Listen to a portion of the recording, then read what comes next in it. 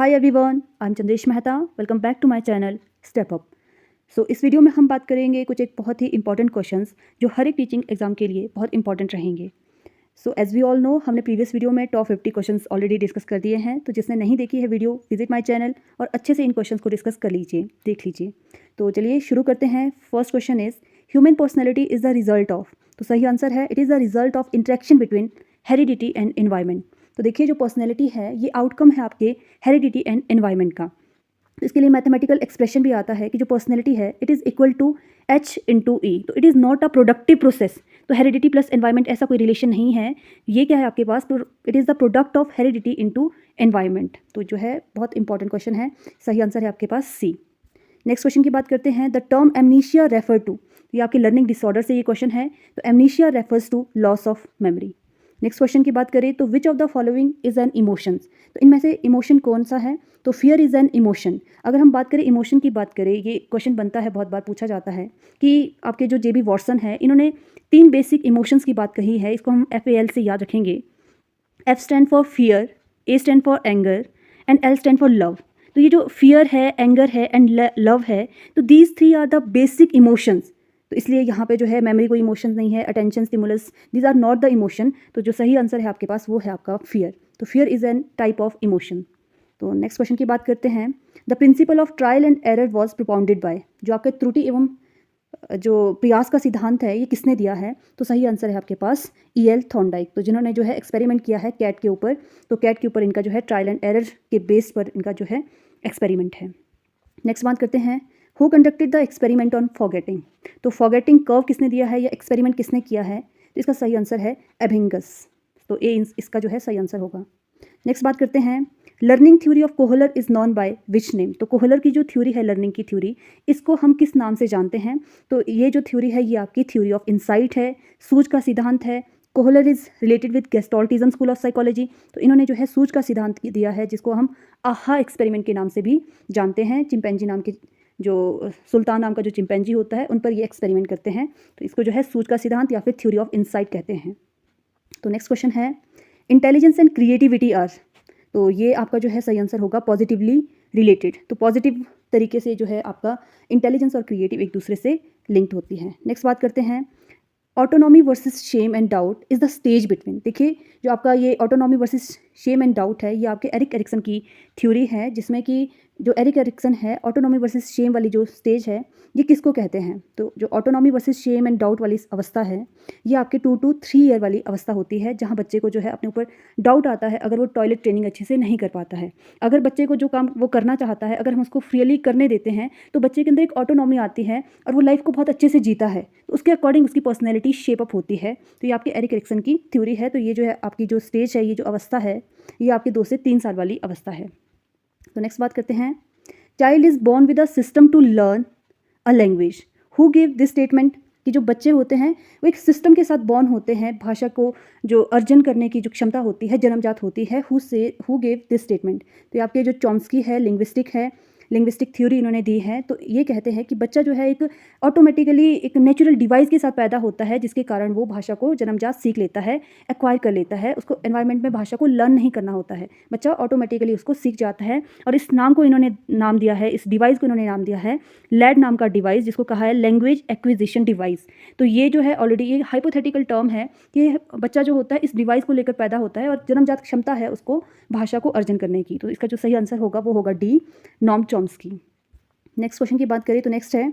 According to Thorndike theory the important law of learning are. तो important laws कौन कौन से हैं, तो देखिए थॉर्नडाइक के अकॉर्डिंग इन्होंने 3 प्राइमरीज लॉ दिए हैं और कुछ एक सेकेंडरी लॉज की ये बात करते हैं। तो प्राइमरी लॉ कौन कौन से हैं, तो देखिए तीनों यहाँ पे जो है इन्होंने ये 3 लॉज जो है इनके प्राइमरी लॉज हैं law of readiness, law of exercise and law of effect. तो इसका जो सही आंसर होगा कि कौन सा जो है इनमें से इंपॉर्टेंट लॉ है, तो तीनों ही प्राइमरी लॉज है और तीनों ही बहुत इंपॉर्टेंट लॉज है लर्निंग के, इसलिए इसका जो आंसर होगा वो होगा ऑल ऑफ देम। नेक्स्ट है आपके पास। Heredity exist in the genes that comes from. तो ये कहाँ से आते हैं आपके जो हेरिडिटी है, हेरिडिटी ट्रेट्स है, ये आपके जो होते हैं जीन्स में प्रेजेंट होते हैं, ये कहाँ से आता है, मदर से, फादर से, ग्रैंडफादर से या पेरेंट्स से। ऑब्वियस सी बात है जो आपके हेरिडिटी ट्रेट्स होते हैं that comes from the parents. Next बात करते हैं। Pituitary is known as the, जो पिट्यूटरी ग्लैंड है इसको क्या कहा जाता है, तो this is the master gland. तो सही आंसर इसका जो होगा सी होगा। नेक्स्ट है the average IQ of a person is, तो जो एवरेज IQ है पर्सन का वो किस कैटेगरी में फॉल करता है? तो जो एवरेज IQ है वो आपका 90 to 110 रहता है। बहुत इंपॉर्टेंट क्वेश्चन है। देखिए इंटेलिजेंस के केस में आपको पता होना चाहिए कि जो एवरेज है, एवरेज फॉल करता है 90 to 110। जो हाईली बिलो एवरेज है वो उसकी कैटेगरी कौन सी होती है, अबव एवरेज वाली कैटेगरी कौन सी होती है? तो ये बहुत इंपॉर्टेंट बनता है, ये क्वेश्चन पूछे जाते हैं, तो आपको ये ध्यान देनी है बात। नेक्स्ट बात करते हैं 63 क्वेश्चन की। तो transfer of learning is easier in similar situation, dissimilar situation, similar and dissimilar situation या none of the above. Obvious सी बात है, ट्रांसफर ऑफ लर्निंग ईजी कहाँ होती है? अगर सिचुएशन आपके पास सेम हो। तो सिमिलर सिचुएशन में आपकी जो लर्निंग होगी वो आप इजीली ट्रांसफर कर सकते हो। तो नेक्स्ट है transfer of learning, again repeated question. Next है अ पॉजिटिव रिइंफोर्सर इज, ये पॉजिटिव रिइंफोर्सर क्या है? पनिशमेंट, लाउड नॉइज, फियर या रिवॉर्ड? देखिए पॉजिटिव रिइंफोर्सर क्या है आपके पास? एक रिवॉर्ड है, तो इसका सही आंसर होगा डी। नेक्स्ट है आपके पास according to humanism central point of personality is, तो पर्सनैलिटी का जो सेंटर पॉइंट है किसके इर्द गिर्द आपकी जो पर्सनैलिटी है वो रिवॉल्व करती है according to humanism school of psychology, या ह्यूमनिज्म जो मानवतावाद है उसके अकॉर्डिंग पर्सनैलिटी किसके इर्द गिर्द घूमती है? तो इसका सही आंसर होगा सेल्फ। बहुत बार पूछा जाता है ह्यूमनिज्म के अकॉर्डिंग आपकी पर्सनैलिटी को डिफाइन कौन करता है? आपका सेल्फ। नेक्स्ट क्वेश्चन है in classical conditioning food is known as, तो क्लासिकल कंडीशनिंग जो थ्योरी है इवान पेवलोव की, इसमें फूड क्या होता है? तो food is the unconditioned stimulus, जिसको हम UCS कहते हैं, which trigger the unconditioned response, which is UCS।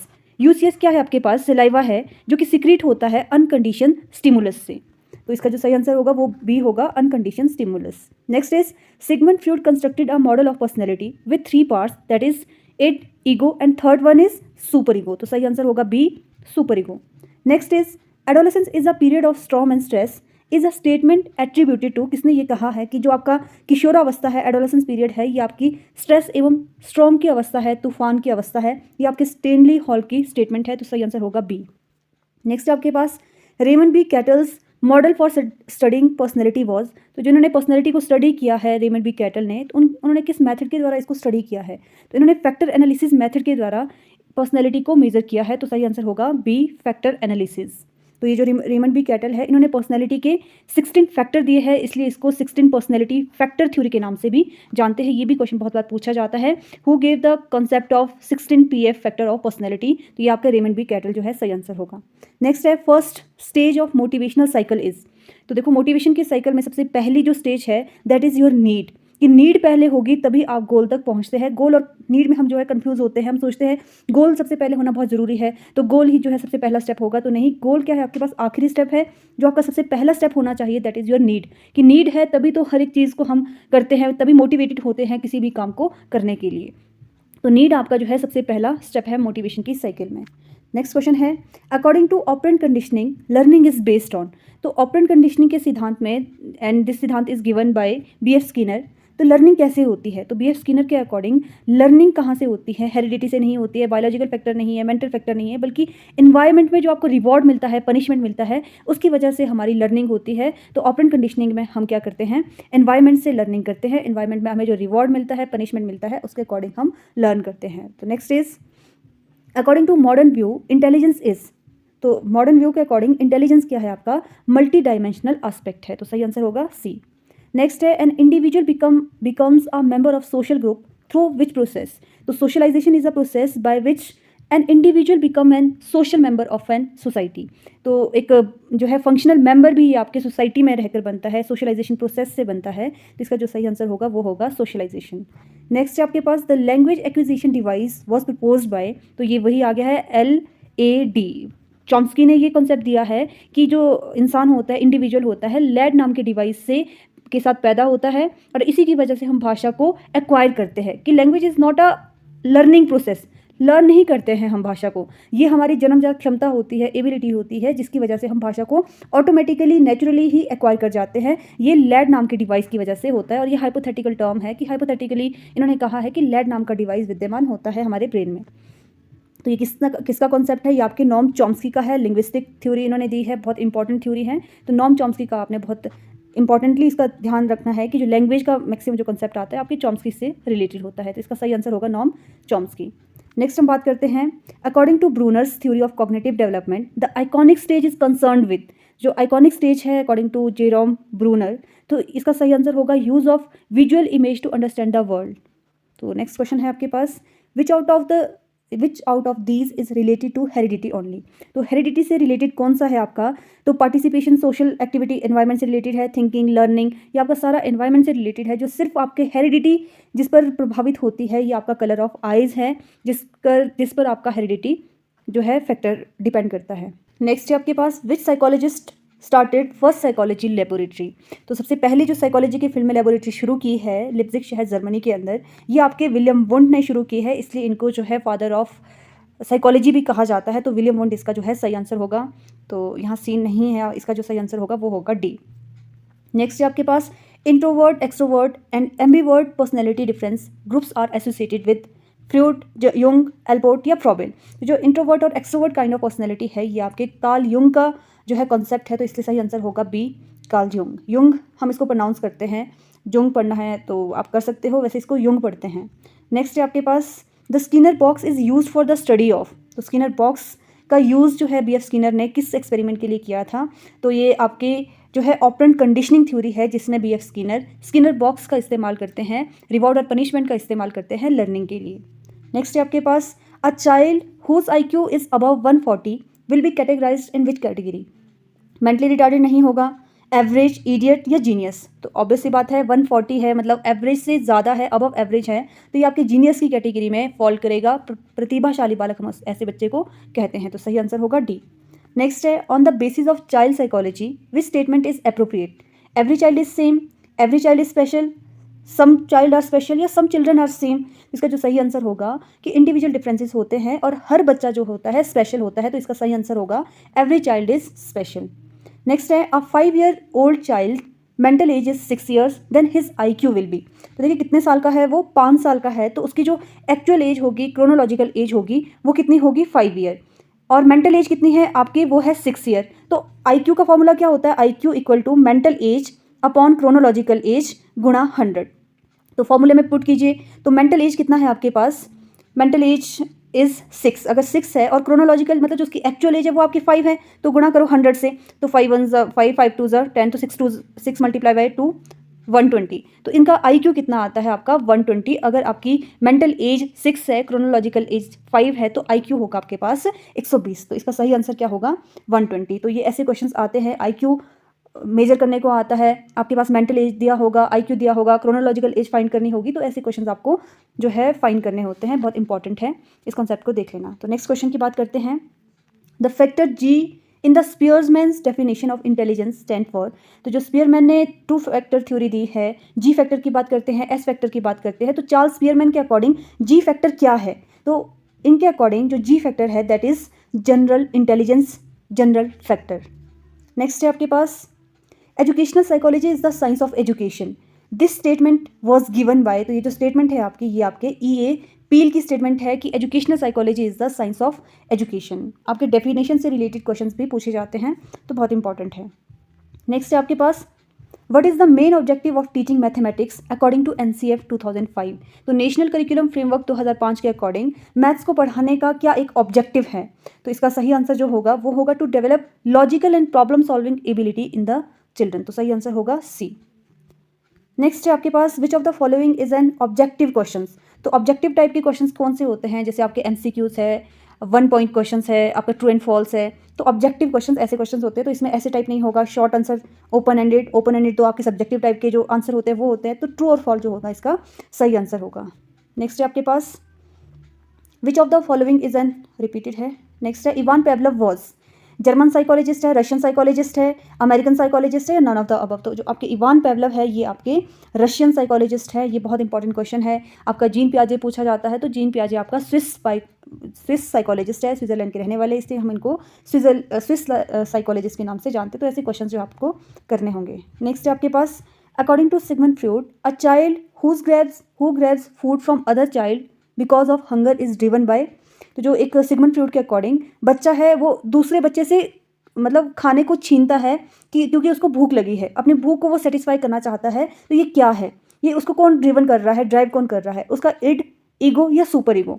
देखिए जो सुपर ईगो है वो आपका मॉरलिटी पे वर्क करता है, तो ये तो ऐसा काम नहीं करेगा। ईगो आपके रियलिटी प्रिंसिपल पर वर्क करता है, ये आपके काम नहीं करेगा। जो आपका इड होता है ये आपके प्लेजर प्रिंसिपल पर वर्क करता है कि उस समय आपको जो नीड है आप चाहते हो कि वो फुलफिल हो, तो इड आपके अंदर का वो है जो आपसे ये काम करवा रहा है कि दूसरों का खाना जो है आप छीनने के लिए आप जो है तत्पर हो रहे हो। तो इसलिए इसका सही आंसर होगा आपके पास इड, क्योंकि इड आपका जो है प्लेजर प्रिंसिपल पर वर्क करता है। नेक्स्ट है आपके पास emotional intelligence EI was first defined by. तो ये जो इमोशनल इंटेलिजेंस है ये किसका कॉन्सेप्ट है? तो ये आपके सोल्वे एंड मेयर का ये कॉन्सेप्ट है, इन्होंने सबसे पहले इंट्रोड्यूस किया है इंटेलिजेंस, इमोशनल इंटेलिजेंस। नेक्स्ट है Bloom's taxonomy is a hierarchical organization of. तो सही आंसर है आपके पास कॉग्निटिव ऑब्जेक्टिव्स। नेक्स्ट है according to theory of cognitive development proposed by Lev Vygotsky, children learns best by working. तो लेव वाइगोट्स्की के according जो कॉग्निटिव डेवलपमेंट थ्योरी इन्होंने दी है कि बच्चे कैसे सीखते हैं, इंडिपेंडेंटली बिल्कुल नहीं, with adult and advance peers, with less advance peers, with visually simple object. तो देखिए लेव वाइगोट्स्की के अकॉर्डिंग जो संज्ञानात्मक विकास होता है बच्चे का वो तब होता है जब बच्चे अडल्ट और अपने पीयर ग्रुप से सीखते हैं, कोऑपरेटिव लर्निंग करते हैं, कोलैबोरेटिव लर्निंग करते हैं। इसलिए इसका जो सही आंसर होगा वो होगा आपके पास बी। नेक्स्ट है आपके पास What term is best used to describe the smallest meaningful unit of language? तो भाषा का सबसे स्मॉलेस्ट इकाई क्या है, यूनिट क्या है? तो ये आपका फोनीम्स है जो सबसे स्मॉलेस्ट इकाई है भाषा की। सेंटेक्स की बात करें तो ये आपके स्ट्रक्चर से रिलेटेड है कि जो सेंटेंस है उसका स्ट्रक्चर प्रॉपर होना चाहिए। मॉर्फीम क्या है? सबसे स्मॉलेस्ट यूनिट है आपके वर्ड की। सिमेंटिक की बात करें तो सिमेंटिक जो होता है वो आपके सेंटेंस के मीनिंग से रिलेटेड होता है कि सेंटेंस का मीनिंग उसका प्रॉपर निकल कर आना चाहिए। तो ये भी क्वेश्चंस आपके जो है बहुत इंपॉर्टेंट है, हिंदी इंग्लिश पेडागॉजी के क्वेश्चंस ऐसे पूछे जाते हैं, तो ये इंपॉर्टेंट है। नेक्स्ट है the conclusion children can learn violent behaviour depicted in movies may be derived on the basis of work done by which of the following psychologist. कि मूवी चली है उस बिहेवियर को बच्चे सीख जाते हैं, तो ये किसका जो है कॉन्सेप्ट है, किसने ये कॉन्सेप्ट दिया है? तो ये आपका जो है अल्बर्ट बेंड्यूरा है, इन्होंने बोबो डॉल एक्सपेरिमेंट किया है। बोबो डॉल एक पंचिंग डॉल होती थी जिसमें जो है बच्चे उसके बिहेवियर को ऑब्जर्व करते थे और वैसे ही जो है बिहेव करते थे। तो कहने का मतलब है इन्होंने ये कंक्लूजन ड्रॉ किया है कि बच्चों को जैसा बिहेवियर दिखाया जाता है सेम बच्चे वैसे ही शो करते हैं। तो इसका जो सही आंसर होगा वो होगा अल्बर्ट बेंड्यूरा। नेक्स्ट है ह्यूमन डेवलपमेंट इज क्वांटिटेटिव है, क्वालिटेटिव है, अनमेजरेबल है या बोथ A एंड B। तो ऑब्वियस सी बात है quantitative as well as qualitative दोनों तरह की अप्रोच होती है आपके पास ह्यूमन डेवलपमेंट। नेक्स्ट है आपके पास intelligence theory of 7 primary mental ability was given by. तो थर्स्टन ने दी है PMA theory primary mental ability. तो 7 तरह की प्राइमरी मेंटल एबिलिटी की ये बात करते हैं थर्स्टन। नेक्स्ट है in Piaget's stages of cognitive development conservation is achieved during which stage. तो जो कंजर्वेशन है वो आपका कॉन्क्रीट ऑपरेशनल स्टेज में डेवलप हो जाता है। नेक्स्ट है आपके पास When prior learning facilitate new learning, it is called which type of transfer of learning। तो अगर जो पहली लर्निंग होती है, पहली सिचुएशन में आपने जो सीखा है उसका इस्तेमाल आप न्यू सिचुएशन में करते हैं, तो this is the type of positive transfer of learning. तो सही आंसर होगा C, positive type of learning. Next है who propose the giftedness depends on interaction of high ability, high creativity and high commitment. तो ये जो concept है आपका, ये जो रिंग मॉडल है ये आपका रेंजोली ने दिया है। तो इसका जो सही आंसर होगा वो होगा C, रेंजोली ने दिया है। ये रिंग मॉडल है कि अगर पर्सन को हम तभी गिफ्टेडनेस कहेंगे, प्रतिभाशाली बालक कहेंगे, अगर इसके अंदर हाई एबिलिटी हो, हाई क्रिएटिविटी हो, हाई कमिटमेंट हो। तो ये तीनों चीज़ें अगर हाई डिग्री में पाई जा रही है तो हम बच्चे को कहेंगे हाईली गिफ्टेड या प्रतिभाशाली बालक। तो ये कंसेप्ट किसका है? ये आपके रेंजोली का कंसेप्ट है। और यहाँ से ये क्वेश्चन आता है कि इसने कैसा मॉडल दिया है, रिंग मॉडल दिया है, स्क्वायर मॉडल दिया है, सर्कल मॉडल दिया है, तो किस तरह का है? तो इसका जो सही आंसर होगा वो होगा रिंग मॉडल। ठीक है, तो नेक्स्ट है आपके पास Pavlov's experiment on classical conditioning of the dog brought to light several principles using the habit formation. These includes extinction, reinforcement, discrimination या all of the above। इसका सही आंसर होगा वो होगा all of the above। ये हम बात करते हैं एक्सटिंक्शन की बात करते हैं, reinforcement की बात करते हैं, discrimination की बात करते हैं। नेक्स्ट है Kohlberg's level of moral development on the basis of punishment and reward is.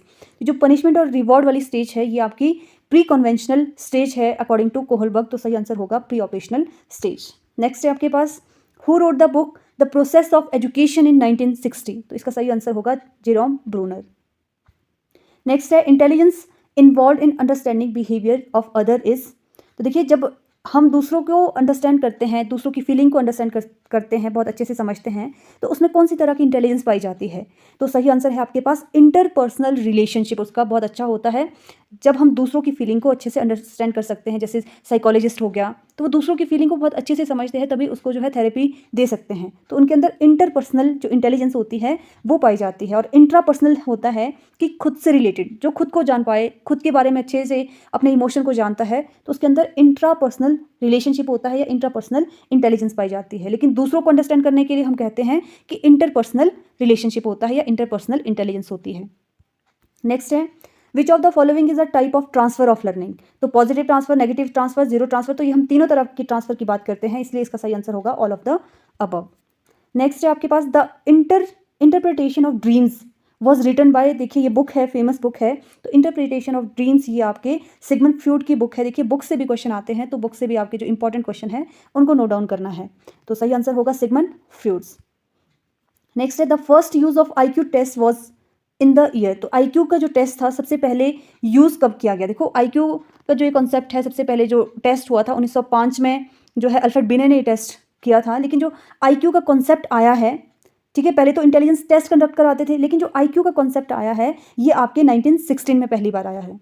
Next है, identity formation is done during. तो जो आइडेंटिटी फॉर्मेशन है ये आपके एडोलेसेंस पीरियड में होता है, किशोरावस्था में होता है। नेक्स्ट है आपके पास, theory of reinforcement is given by. तो ये सही आंसर हो गया आपके पास BF स्किनर। ये बात करते हैं रिवॉर्ड की, बात करते हैं पनिशमेंट की, बात करते हैं रीइंफोर्समेंट की, बात करते हैं। तो नेक्स्ट है आपके पास, who is the father of cognitive movement. तो इसका सही आंसर होगा एल्बर्ट बेंड्यूरा। नेक्स्ट है आपके पास, who is the father of, again repeated. Next है, educational psychology is a branch of psychology which deal with the teaching and learning. Who said this statement. तो बहुत इंपॉर्टेंट डेफिनेशन है, किसने ये स्टेटमेंट दी है कि educational psychology is a branch of psychology which deal with the teaching and learning process. तो ये आपके जो है स्किनर की स्टेटमेंट है, तो इसका सही आंसर होगा BF स्किनर।